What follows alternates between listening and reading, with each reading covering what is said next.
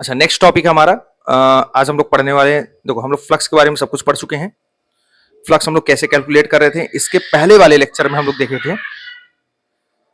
इसके पहले जो हमारा लेक्चर था उसमें हम लोग ये देखे थे कि किसी भी क्लोज सरफेस के थ्रू जो फ्लक्स होता है, किसी भी क्लोज सरफेस के थ्रू फ्लक्स, अगर हमारे पास कोई भी क्लोज सरफेस है, इसको हम लोग एक्सटर्नल इलेक्ट्रिक फील्ड में प्लेस कर दिए, तो इस क्लोज सरफेस के थ्रू पास होने वाला जो फ्लक्स है वो कितना होगा? जीरो। जीरो किस तरह से बताते थे? क्योंकि जितनी इलेक्ट्रिक फील्ड लाइन एंटर कर रही है इस सरफेस में, उतनी ही इलेक्ट्रिक फील्ड लाइन एग्जिट भी कर रही है। 4 इलेक्ट्रिक फील्ड लाइन एंटर कर रही है तो 4 एग्जिट भी कर रही है। क्लियर है? तो जो एंटर कर रही है उसे हम लोग माइनस से रिप्रेजेंट करेंगे और जो एग्जिट कर रही है उसे हम लोग प्लस से रिप्रेजेंट कर रहे हैं। तो -5 और ये हमारा +5 है। ठीक है, जो एंटर कर रहा है उसके लिए फ्लक्स -5 और जो एग्जिट कर रहा है उसके लिए फ्लक्स +5। तो नेट फ्लक्स क्या हो जाएगा? दोनों को ऐड कर देंगे, क्या हो जाएगा? जीरो। तो net flux through the close surface क्या होगा? जीरो होगा। ठीक है, और किस केस में ये हमारा जीरो हो रहा है? कि जब हमारा यहां पर कोई भी चार्ज नहीं है इस क्लोज सरफेस के अंदर, इस क्लोज सरफेस के अंदर कोई भी चार्ज नहीं है, उस केस में हमारा नेट फ्लक्स क्या है? जीरो। ठीक है, चलो अब हम लोग देखेंगे, अब इस क्लोज सरफेस के अंदर अगर हमारा कोई चार्ज आ जाता है, अभी हम लोग देखें कि अगर इस क्लोज सरफेस के अंदर कोई चार्ज आ गया, मान लो ये हमारा स्फेरिकल सरफेस है, इसके सेंटर पे एक चार्ज रखा है Q, इसका रेडियस है R। ठीक है, तो इस क्लोज सरफेस के थ्रू पास होने वाला जो फ्लक्स है, अब फ्लक्स आएगा क्योंकि इस चार्ज से इलेक्ट्रिक फील्ड लाइन क्या होगी? रेडियली आउटवर्ड डायरेक्शन में। अगर ये पॉजिटिव चार्ज है तो इस क्लोज सरफेस के थ्रू क्या हो रहा है? इलेक्ट्रिक फील्ड लाइन पास हो रही है।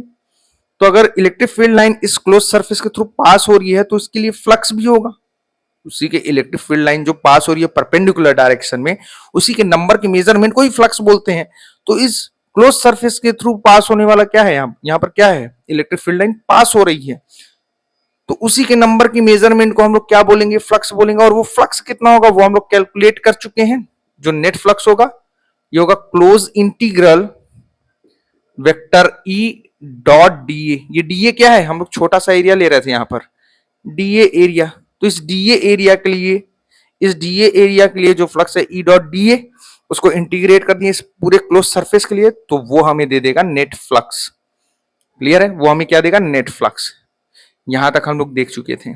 ठीक है, अब इसके आगे हम लोग देखेंगे गॉस लॉ। गॉस लॉ हमें वेरी क्लियरली हमें बता दिया कि जो फ्लक्स है इस क्लोज सरफेस के थ्रू, किसी भी क्लोज सरफेस के थ्रू, उसमें चार्ज हो ना हो, किसी भी क्लोज सरफेस के थ्रू जो फ्लक्स होगा वो कितना होगा, और उसकी बेसिस पे हम लोग इलेक्ट्रिक फील्ड कैलकुलेट कर पाएंगे। ठीक है, तो गॉस थ्योरम बहुत ही इजी है, मतलब इसका एक अल्टरनेट मेथड है। ठीक है, यहां पे हमें क्या करना पड़ा था? इंटीग्रेशन करना पड़ रहा था इलेक्ट्रिक फील्ड और एरिया वेक्टर। समझ में आ रहा है? ईडीए ये फॉर्मूला लगा के हमें क्या करना पड़ा था? इंटीग्रेट करना पड़ रहा था इस पूरे सरफेस के लिए। ठीक है, लेकिन गॉस थ्योरम के अकॉर्डिंग उन्होंने सीधा सीधा क्या बता दिया? इस क्लोज सरफेस के थ्रू जो फ्लक्स होता है वो कितना होता है वो अभी हम लोग देखेंगे। ठीक है, Q बाय एप्सिलॉन नॉट होता है वैसे। ठीक है, तो उन्होंने सीधा ये बता दिया कि कोई भी क्लोज सरफेस है उसके थ्रू पास होने वाला जो फ्लक्स है वो Q net charge enclosed by the surface divide by epsilon not. ठीक है, क्लियर है? तो वो उन्होंने बता दिया। तो अब हम लोग देखने वाले हैं गॉस थ्योरम, उसको देखते हैं और समझते हैं। ठीक है, तो ये हमारा क्या था? मेथड था जिससे हम लोग फ्लक्स फाइंड आउट कर रहे थे। ठीक है, ये हमारा फाइनल फॉर्मूला आया था कि अगर चार्ज है हमारा इस क्लोज सरफेस के अंदर तो उसके लिए फ्लक्स हम लोग इस तरह से कैलकुलेट करेंगे। ठीक है, चलो आ जाओ देखते हैं अब गॉस थ्योरम। नेक्स्ट हम लोग बात करेंगे गॉस लॉ के। ठीक है, what is Gauss law? Gauss law क्या होता है? गॉस लॉ भी हमें क्या देगा? एक क्लोज सरफेस के थ्रू जो पास होने वाला फ्लक्स है उसी के बारे में हमें बताता है। ठीक है, तो वो कितना होगा उन्होंने डायरेक्ट एक वैल्यू दे दी। ठीक है, तो उससे हम लोग क्या कर पा रहे थे कि हमें एक फ्लक्स की वैल्यू मिल गई। अब उसके थ्रू हम लोग क्या कर पा रहे थे? किसी भी पॉइंट पे इलेक्ट्रिक फील्ड कैलकुलेट कर पा रहे थे। ठीक है, कैसे कैलकुलेट कर रहे थे वो हम लोग एप्लीकेशन ऑफ गॉस लॉ में देखेंगे। ठीक है, तो सबसे पहले गॉस लॉ क्या होता है उसको हम लोग देख लेते हैं। ठीक है, what is Gauss law? Gauss law, Gauss law क्या होता है? अगर गॉस लॉ को डिफाइन करना चाहते हैं तो हम लोग इस तरह से बता सकते हैं। Gauss law states that total flux states that total flux through a closed surface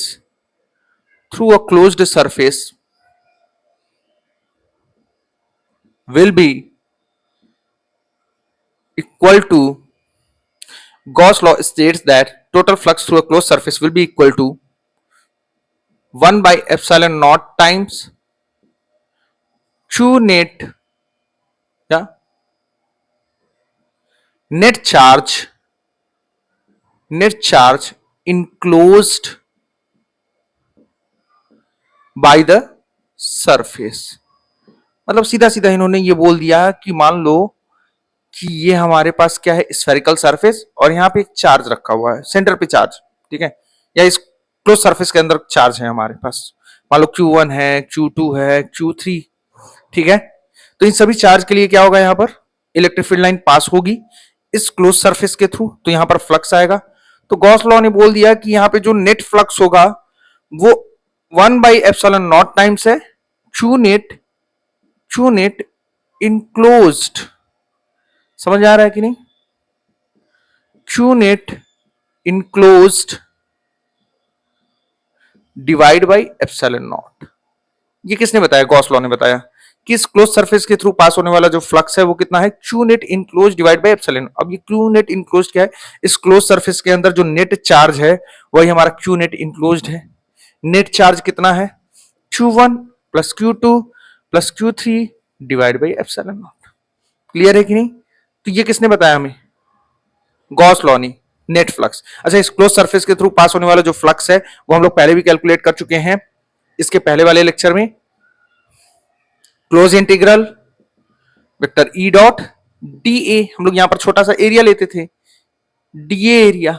इस डीए एरिया के लिए जो हमारा, इसके लिए जो हमारा फ्लक्स होता था ई डीए होता था डी फाई, उसी को इंटीग्रेट कर दिया, पूरे क्लोज सरफेस के लिए इंटीग्रेट कर दिया इस पोर्शन को, तो हमें नेट फ्लक्स मिल गया इस क्लोज सरफेस के थ्रू। ठीक है, ये हम लोग पहले वाले प्रीवियस लेक्चर में देखे थे। अब ये हमें ना करना पड़े, इंटीग्रेशन ना करना पड़े, इसके लिए गॉस लॉ ने सीधा सीधा बोल दिया कि इस क्लोज सरफेस के थ्रू पास होने वाला जो फ्लक्स है वो कितना है, क्यू नेट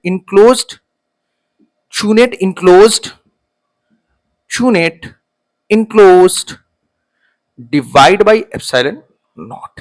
क्लियर है? तो ये किसने दिया? गॉस लॉ ने बता दिया सीधा सीधा, किसी भी क्लोज सरफेस के थ्रू पास होने वाला जो फ्लक्स है Q net enclose divide by epsilon not. ठीक है, अब हम लोग इसको प्रूफ करेंगे, प्रूफ ऑफ गॉस लॉ। आइए प्रूफ करते हैं। ठीक है, यहां तक समझ में आ गया? सीधा सीधा वही बोल ही रहा है। Gauss law states that total flux through a close surface will be equal to 1 by epsilon not times 1 by epsilon not times q net enclosed by the surface. ठीक है, 1 by epsilon not times q net enclosed. Clear है? समझ में आया यहां तक? चलो आ जाओ, इसको प्रूफ करते हैं कैसा है कि नहीं एक्चुअली में। तो आ जाइए इसको प्रूफ करते हैं। प्रूफ ऑफ गॉस लॉ हम लोग देखेंगे। ये बहुत ही इंपॉर्टेंट टॉपिक है, यहां से क्वेश्चंस आते ही हैं। पहले मैं बता दे रहा हूं, गॉस लॉ से क्वेश्चंस आते ही, एप्लीकेशन ऑफ गॉस लॉ, या फिर इससे न्यूमेरिकल्स उठा करके दे सकता है। ठीक है, डेरिवेशन तो आता ही आता है, डेरिवेशन इसमें जितने हैं वो कर लीजिएगा। ये जितने भी मैं डेरिवेशन यहाँ बताऊंगा आपको वो सारे करके जाइएगा अच्छे से। ठीक है, तो आइए इसका प्रूफ देख लेते हैं। प्रूफ ऑफ गॉस लॉ बहुत इजी है, बहुत टफ नहीं है। Proof of Gauss law, proof क्या है गॉस लॉ का? गॉस लॉ का प्रूफ क्या है, आइए देख लेते हैं। हम लोग मान लेते हैं, थोड़ा सा यहाँ पे एज्यूम कर लेते हैं कि ये मान लो ये हमारे पास एक चार्ज है। अब इस चार्ज के चारों तरफ हम लोग क्या करेंगे, एक क्लोज सरफेस बनाएंगे। ठीक है, तो हम लोग इस चार्ज के चारों तरफ एक क्लोज सरफेस बनाते हैं। कैसा? स्फेरिकल। ये हमारा क्लोज सरफेस, क्लोज सरफेस तो कुछ भी हो सकता है ना, क्यूबिकल शेप का हो सकता है, स्फेरिकल शेप का हो सकता है, या फिर सिलेंड्रिकल शेप का हो सकता है। तो सबके लिए जो फ्लक्स होगा गॉस लॉ के according Q by epsilon naught ही है, Q net enclose divide by epsilon naught ही है। ठीक है, चलो अब हम उसको प्रूफ करने जा रहे हैं। तो मान लेते हैं ये हमारा एक क्लोज सरफेस है, उसके सेंटर में यहां पर चार्ज रखा है क्यू, और इस क्लोज सरफेस, ये स्फेरिकल जो सरफेस है उसका रेडियस है आर। क्लियर है यहां तक? चलो आ जाओ। तो वी नो दैट, हमें पता है अभी हम गॉस लॉ को नहीं जानते, बस गॉस लॉ को प्रूफ करने जा रहे हैं, ठीक है। वी नो दैट जो नेट फ्लक्स होगा through this close surface, close integral vector E dot d ए, ये अब भी हम लोग देखें कैसे ये होगा। ये अब भी हम लोग देखें कि हम लोग क्या किए थे, छोटा सा एरिया लिए थे डी एरिया, इसके लिए जो फ्लक्स होगा वो क्या होगा, डी फाई होगा, ठीक है, डी फाई होगा, क्लियर है। यहां पे भी छोटा सा एरिया लिया डी ए, इसके लिए फ्लक्स डी फाई। वैसे इसके पूरे सरफेस पे, स्फेरिकल सरफेस पे डी ए एरिया ले लिया, सबके लिए फ्लक्स क्या है, डी फाई है। तो जो नेट फ्लक्स होगा वो नेट फ्लक्स क्या होगा, इन सभी फ्लक्स को ऐड कर दे, स्केलर क्वांटिटी तो है, ये स्केलर क्वांटिटी तो होता है फ्लक्स, तो सबको क्या करें, ऐड कर दे, तो इस क्लोज सरफेस के थ्रू फ्लक्स निकल जाएगा। तो इस पूरे सरफेस पे डी ए एरिया हम लोग ले लिए हैं, और उन सबके थ्रू पास होने वाला फ्लक्स क्या है, d phi d phi d phi d phi d phi d phi, ठीक है। सबको ऐड कर देंगे, ठीक है, तो वही हो जाएगा हमारा net flux through this close surface. और ऐड करने का तरीका होता है इंटीग्रेशन डी फाई, इंटीग्रेशन, यही तो होता है। क्लोज सरफेस है इसलिए हम लोग क्लोज इंटीग्रल इस साइन का यूज कर रहे हैं, ठीक है, सरफेस के लिए इंटीग्रेट कर रहे हैं। और डी फाई क्या होगा, डी फाई तो हम लोग यहीं से कैलकुलेट कर सकते हैं, ये छोटा सा एरिया लिए हैं तो इसका एरिया वेक्टर इस डायरेक्शन में होगा डी ए, इलेक्ट्रिक फील्ड, इसके लिए भी इलेक्ट्रिक फील्ड इस डायरेक्शन में होगा, समझ में आ रहा है कि नहीं। पॉजिटिव चार्ज है तो रेडियली आउटवर्ड होगा, इस पॉइंट पे इलेक्ट्रिक फील्ड का डायरेक्शन कुछ इस डायरेक्शन में होगा, एरिया वेक्टर के ही डायरेक्शन में, तो दोनों के बीच एंगल कितना है, जीरो। एरिया वेक्टर और इलेक्ट्रिक फील्ड दोनों के बीच एंगल कितना है, जीरो, ठीक है, ये समझ में आया। तो इसको हम लोग लिख सकते हैं क्या, close integral vector E dot d A. D phi को हम लोग क्या लिख सकते हैं, यहां डी फाई को अगर हम लोग लिखना चाहें, इस छोटे से एरिया के लिए जो फ्लक्स आ रहा है डी फाई, वो कितना होगा, d phi equal to vector E dot d A, यही तो होगा, vector E dot d A, छोटे से एरिया के लिए जो फ्लक्स है d phi, vector E dot d A, clear है, समझ में आया। बस यही डी फाई की वैल्यू यहां पे पुट कर दिया और ये रिलेशन हमें मिल गया, ठीक है। चलो आ जाओ इसको सॉल्व करते हैं।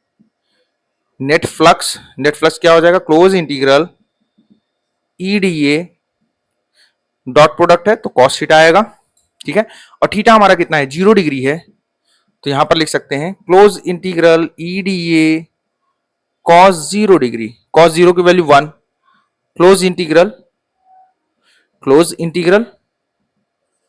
ई डी ए, क्लियर है यहां तक समझ में आ रहा है, बिल्कुल।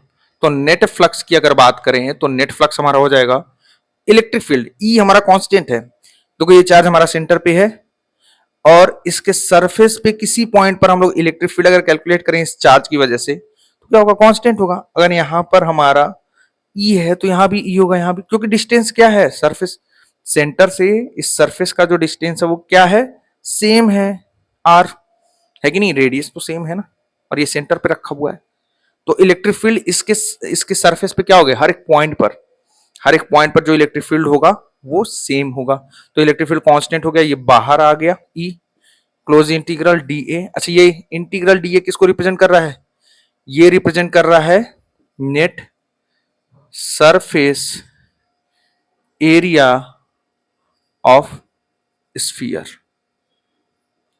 ये जो हमारा क्लोज ये हमारा स्फीयर है, स्फेरिकल सरफेस, उसके लिए नेट सरफेस एरिया को रिप्रेजेंट कर रहा है इंटीग्रल डी ए, समझ में आ रहा है ना, इंटीग्रल डी ए यहाँ पे जो डी ए एरिया ले रहे हैं उन सबको ऐड कर दें तो टोटल सरफेस एरिया आएगा, तो वही हमारा इंटीग्रेशन डी ए, ठीक है। तो ये हो जाएगा ई इंटीग्रेशन डी ए, क्या हो जाएगा, सरफेस एरिया क्या होगा, 4 पाई आर स्क्वायर, ये होता है हमारा स्फीयर का सरफेस एरिया, ठीक है। अच्छा इलेक्ट्रिक फील्ड क्या होगा, यहाँ पर इलेक्ट्रिक फील्ड हम लोग कैलकुलेट कर सकते हैं, ई कितना हो जाएगा, k q by r square, formula हमें पता है, इस चार्ज क्यू की वजह से आर डिस्टेंस पे यहां पर इलेक्ट्रिक फील्ड क्या होगा, के क्यू बाई आर स्क्वायर, के की वैल्यू पुट कर देंगे 1/4 pi epsilon not q by r square, ये हमारा इलेक्ट्रिक फील्ड है, ये हमें पता है, इसकी वैल्यू पुट करेंगे यहां पर, तो नेट फ्लक्स हमारा क्या हो जाएगा, 1/4 pi epsilon not q by r square, और ये है हमारा 4 pi r square surface area, 4 pi से 4 पाई कैंसिल, आर स्क्वायर से आर स्क्वायर कैंसिल, आ गया q by epsilon not net flux, हो गया, यही तो बता रहा था। यही तो गॉस लॉ बता रहा था कि Q net enclose divide by epsilon not, यही हमारा क्या है, net flux through this close surface. इस क्लोज सरफेस के अंदर एक ही चार्ज है, तो वही हमारा नेट चार्ज है। यही हमारा क्या है, प्रूव्ड। प्रूव्ड हो गया। क्लियर है कि नहीं? Q by epsilon not. यहां तक क्लियर है? इसको एकदम अच्छे से देख लेना। डेरिवेशन कुछ है नहीं, आगे का डेरिवेशन सब कुछ इसी पे बेस्ड है। पहले इंटीग्रेशन मेथड से फ्लक्स निकाला, ठीक है। इलेक्ट्रिक फील्ड कांस्टेंट था, उसको बाहर ले लिया। इंटीग्रल डी ए रिप्रेजेंट करा net surface area of sphere. Net surface area क्या होगा, 4 पाई आर स्क्वायर। स्फीयर का surface area 4 pi r square. Electric field E, electric field हम लोग कैलकुलेट कर लेंगे। इसके सरफेस पे कहीं पे भी हम लोग इलेक्ट्रिक फील्ड कैलकुलेट करें तो वो आएगा के क्यू बाई आर स्क्वायर या 1 by 4 pi epsilon not q by r square, ठीक है। चलो वैल्यू पुट कर दिया, 1 by 4 pi epsilon not q by r square.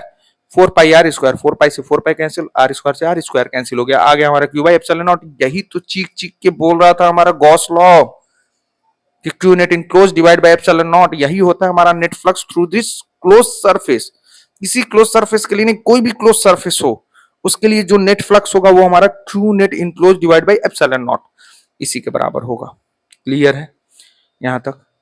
तो यहां तक हमें समझ में आ गया कि गॉस लॉ हम लोग देख चुके हैं। गॉस लॉ ने सीधा सीधा ये बता दिया कि अगर हमारे पास कोई क्लोज सरफेस है, ठीक है, और इसमें हमारे पास चार्ज है Q1 Q2 Q3 Q4 Q5, कितनों भी चार्ज हो, तो इस क्लोज सरफेस के थ्रू पास होने वाला जो नेट फ्लक्स है वो कितना होगा, Q net enclosed divide by epsilon not, या सीधा सीधा बोल दे 1 बाई एप्सिलॉन नॉट टाइम्स है किसका, क्यू नेट इनक्लोज्ड, जो नेट चार्ज है थ्रू दिस क्लोज सरफेस। अब इन्होंने ये बताया, उन्होंने सीधा सीधा बोल दिया कि कोई भी क्लोज सरफेस है, कोई भी क्लोज सरफेस है, उस सरफेस के थ्रू पास होने वाला जो फ्लक्स है वो कितना होगा, Q divide by Q net divide by epsilon not. Clear है? सीधा सीधा उन्होंने बोल दिया, ठीक है। अब ये क्लोज सरफेस किसी भी शेप का हो, किसी भी साइज का हो, कोई फर्क नहीं पड़ता। क्लियर है? कोई भी शेप हो, कोई भी साइज हो, उससे कोई फर्क नहीं पड़ता। उस क्लोज सरफेस के थ्रू जो पास होने वाला जो फ्लक्स है वो Q net divide by epsilon naught ही होगा।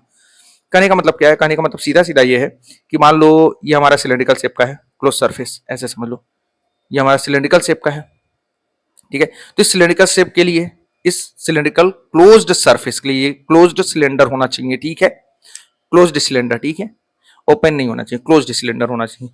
तो इसके थ्रू पास होने वाला जो फ्लक्स होगा वो कितना होगा, क्यू नेट, इसके अंदर जो नेट चार्ज है डिवाइड बाई एप्सिलॉन नॉट। अगर ये हमारा किस में रखा हुआ है, एयर में रखा हुआ है, ठीक है, तब यहां पर हम लोग एप्सिलॉन नॉट लगा रहे हैं, ठीक है, क्योंकि एयर की परमिटिविटी क्या होती है, एप्सिलॉन नॉट। क्लियर है?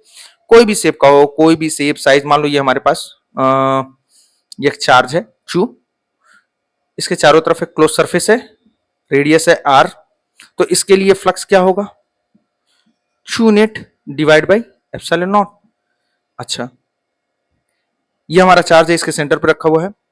एक और हम लोग क्या कर रहे हैं, स्फीयर बना रहे हैं, ड्रॉ कर रहे हैं, जिसका रेडियस है 2R। ये लो, ये भी हमारा क्या है, क्लोज सरफेस।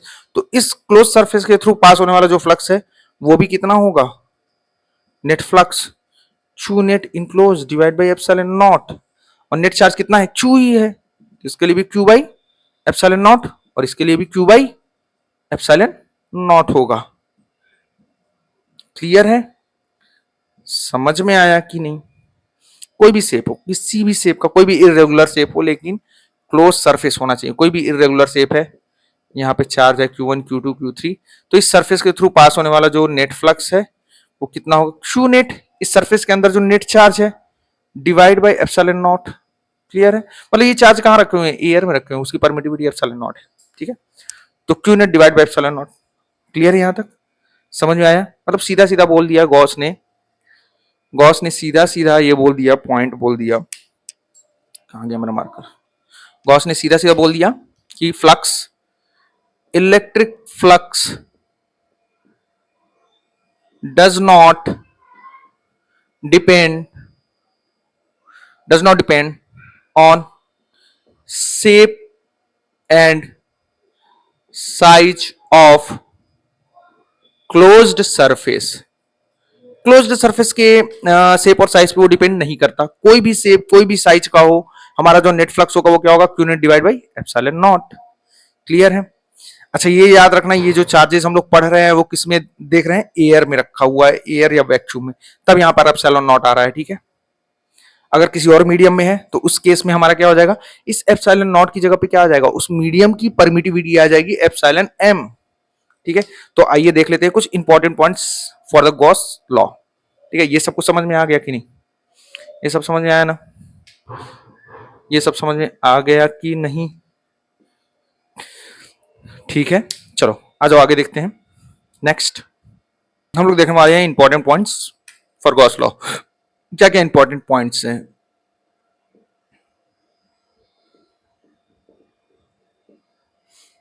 फर्स्ट पॉइंट, अगर फर्स्ट पॉइंट की हम लोग बात करें तो फर्स्ट पॉइंट हमारा बोल सकते हैं, it is valid, it is valid only for closed surface, जो क्लोज सरफेस है उसके लिए ही वैलिड है गॉस लॉ, ठीक है। गॉस लॉ जो है हमारा सिर्फ क्लोज सरफेस के लिए ही वैलिड है, उसी के लिए हम बता सकते हैं नेट फ्लक्स कितना होगा, ठीक है। Second, if net charge enclosed by the closed surface is zero, then net flux through the surface will be zero. समझ आ रहा है कि नहीं, कहने का मतलब ये है कि हमारा क्लोज सरफेस है, ये मान लो यहां पर माइनस क्यू चार्ज और ये हमारा प्लस क्यू चार्ज, तो इस क्लोज सरफेस के अंदर जो नेट चार्ज है वो कितना हो गया, प्लस क्यू माइनस क्यू कितना हो गया, जीरो। नेट चार्ज जीरो है तो यहां पर हमारा फ्लक्स भी क्या होगा, नेट फ्लक्स। गॉस लॉ से हमें पता है Q net enclose divide by epsilon not, यही होता है कि नहीं, Q net enclose divide by epsilon not, और क्यू नेट हमारा जीरो है तो फ्लक्स भी हमारा क्या हो जाएगा, जीरो हो जाएगा, ये बता रहा है सेकंड पॉइंट, ठीक है। अच्छा थर्ड पॉइंट के बारे में बात करते हैं। थर्ड पॉइंट हमारा ये बोल रहा है कि अगर इस क्लोज सरफेस के आउटसाइड अगर कोई चार्ज है तो उसके लिए फ्लक्स क्या होगा, यही बता देते हैं, यही देख लो। थर्ड पॉइंट हमारा ये बोल रहा है कि मान लो ये हमारा क्लोज सरफेस है, इस सरफेस के थ्रू हमें फ्लक्स फाइंड आउट करना है और यहां पर कोई चार्ज रखा हुआ है, ठीक है। तो इस क्लोज सरफेस के थ्रू जो फ्लक्स होगा वो कितना होगा, जीरो होगा, क्योंकि क्लोज सरफेस के अंदर नेट चार्ज क्या है, जीरो है, तो फ्लक्स जीरो। एक तो ये कंसेप्ट लगा सकते हैं। दूसरा, ये मान लो हमारा पॉजिटिव चार्ज है, तो पॉजिटिव चार्ज के लिए क्या होगा, electric field line radially outward, radially outward.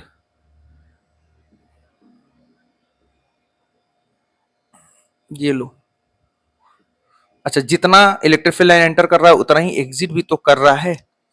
यहाँ देखो 1 2 3 4 5, 1 2 3 4 5, 5 electric line field line exit भी कर रहा है और 5 एंटर भी कर रहा है, तो ये कंसेप्ट भी लगा सकते हैं हम लोग कि यहाँ पर जो नेट फ्लक्स होगा वो जीरो होगा। ये कंसेप्ट हम लोग अभी पढ़ चुके हैं, ठीक है, क्लियर है यहाँ तक। ये हमारा थर्ड पॉइंट था। नेक्स्ट पॉइंट की बात करते हैं, फोर्थ पॉइंट। चलो फोर्थ पॉइंट हमारा क्या बोल रहा है, फोर्थ पॉइंट हमारा ये बोल रहा है कि अभी तक हम लोग क्या देख रहे थे कि ये हमारे पास क्या है, क्लोज सरफेस है और ये हमारा चार्ज रखा हुआ है, ठीक है। इस चार्ज के लिए ये क्लोज सरफेस ही बनाया गया है, ठीक है। इस चार्ज के लिए ये क्लोज सरफेस हमने ड्रॉ किया।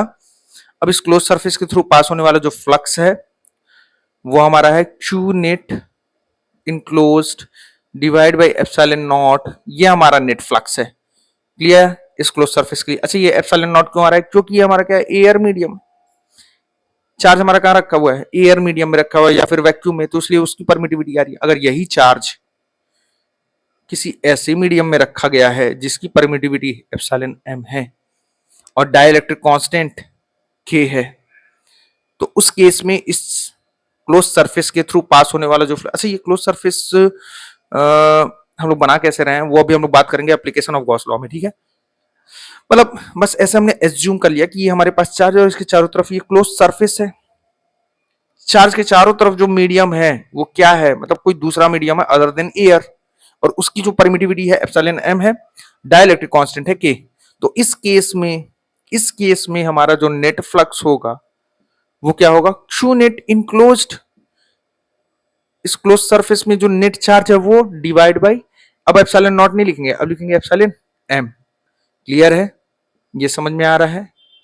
और एप्सिलॉन एम को हम रिप्लेस भी कर सकते हैं। हमें पता है डाइलेक्ट्रिक कांस्टेंट क्या होता है, epsilon m divide by epsilon not. तो एप्सिलॉन एम को क्या लिख सकते हैं, के इंटू एप्सिलॉन नॉट।